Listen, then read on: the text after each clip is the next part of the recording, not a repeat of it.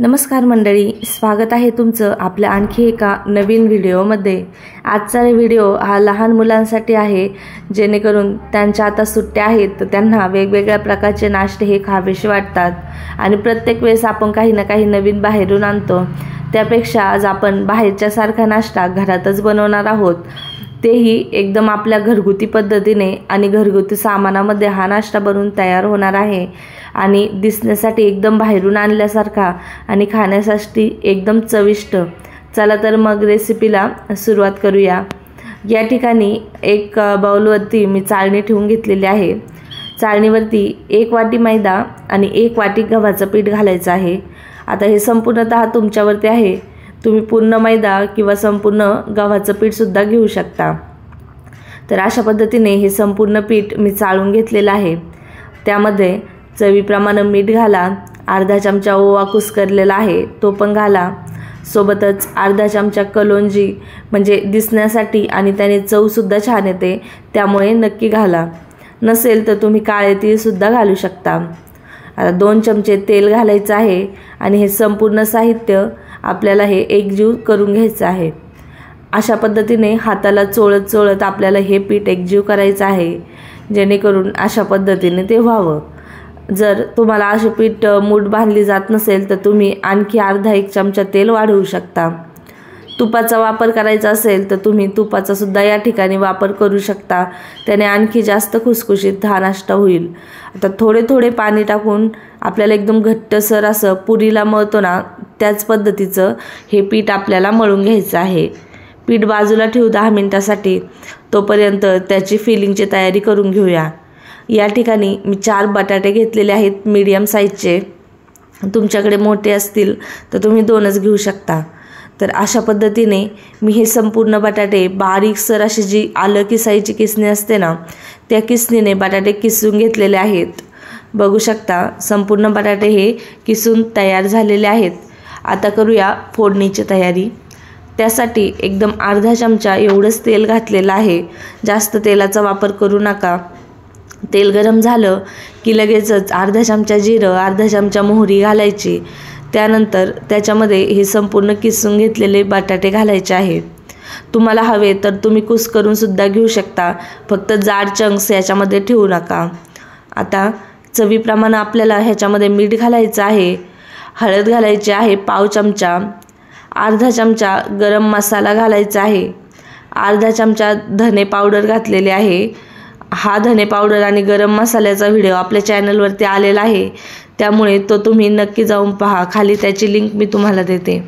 अर्धा चमचा चाट मसाला, अर्धा चमचा लाल तिखट घातलेला आहे। तुम्ही तुमच्या मुलांच्या तिखटाच्या आवडीनुसार तिखट कमी किंवा जास्त करू शकता। आता कोथिंबीर घातली, सोबतच अर्धा लिंबू मी ह्याच्यामध्ये पिळून घेतलेला आहे।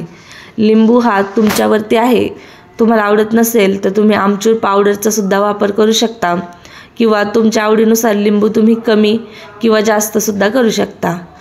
पण अशा नाश्त्यामध्ये लिंबू वापरला की त्याची थोडीशी जी आंबटसर चव असते ना, त्यामुळे आपला नाश्ता एकदम चमचमीत असा लागतो। तर बघू शकता आपली फिलिंग बनवून तयार आहे। तुम्ही ह्यापासून पॅटीस वगैरे जर बनवत असाल, ब्रेड पॅटीस, तरीसुद्धा बनवू शकता। तर पीठसुद्धा आपलं तयार झालेलं आहे। या ठिकाणी मी पोलपाटाला थोडंसं तेल लावून घेतलेलं आहे, जेणेकरून पीठ खाली चिटकणार नाही। पीठ घट्टसर मळल्यामुळे तसंही पीठ जास्त चिटकणार नाही, तर तुम्ही पिठाचा वापर करू नका खाली लावण्यासाठी, नाहीतर तेलामध्ये संपूर्ण पीठ निघून तेल हे खराब होतं।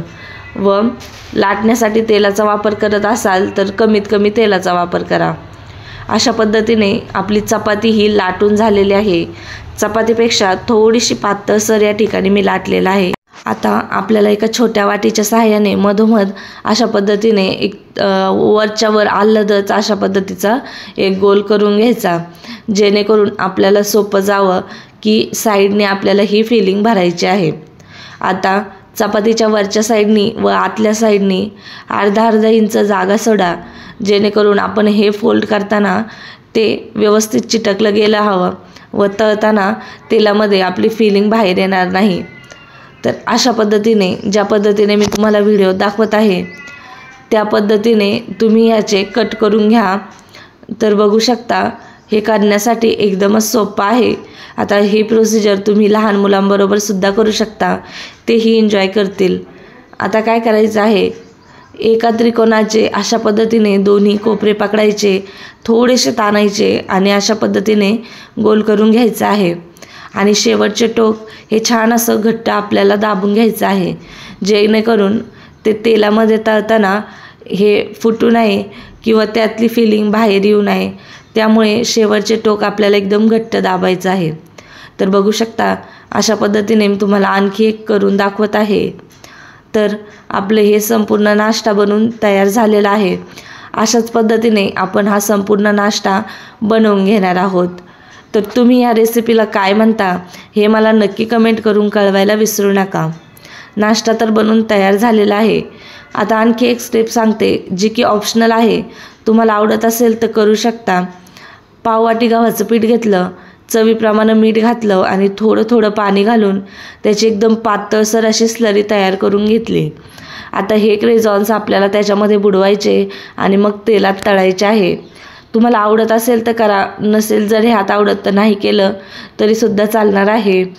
पण बघू शकता घट्टसर असे पीठ ठेवू नका, नाहीतर ह्या नाश्त्यावर घट्ट लेअर आली गव्हाच्या पिठाची तर त्याची चव जास्त एवढी चांगली लागणार नाही। त्यामुळे ही स्टेप जर तुम्हाला स्किप करायची असेल तर तुम्ही स्किप पण करू शकता।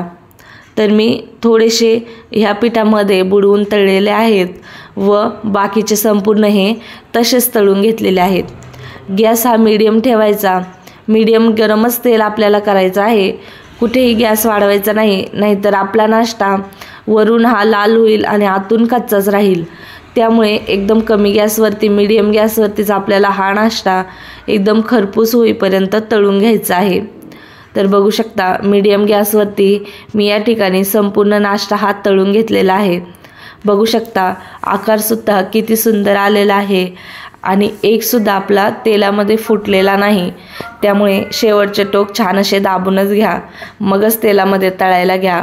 आता हा नाश्ता तुम्ही सॉसबरोबर, चटणीबरोबर किंवा चहाबरोबर एन्जॉय करू शकता। मुलांनाही फार आवडणार आहे व लिंबू चाट मसाला घातल्यामुळे फिलिंगसुद्धा एकदम चटपटीत आहे, त्यामुळे खाण्यासाठी पण खूपच छान लागतो। आता गव्हाचं पीठ जर नसेल वापरणार, पूर्ण मैदा वापरत असाल तर हा नाश्ता आणखीनसुद्धा कुरकुरीत होईल। किंवा हेल्दीच पूर्ण बनवायचं असेल तर संपूर्ण गव्हाचं पीठ वापरा। रेसिपी कशी वाटली मला नक्की कमेंट करून कळवा। इथून पुढे अशाच रेसिपी पाहण्यासाठी आत्ताच आपल्या चॅनलला सबस्क्राईब करून ठेवा। व्हिडिओ आवडला असेल तर लाईक, शेअर आणि इतरांना पण पाठवा।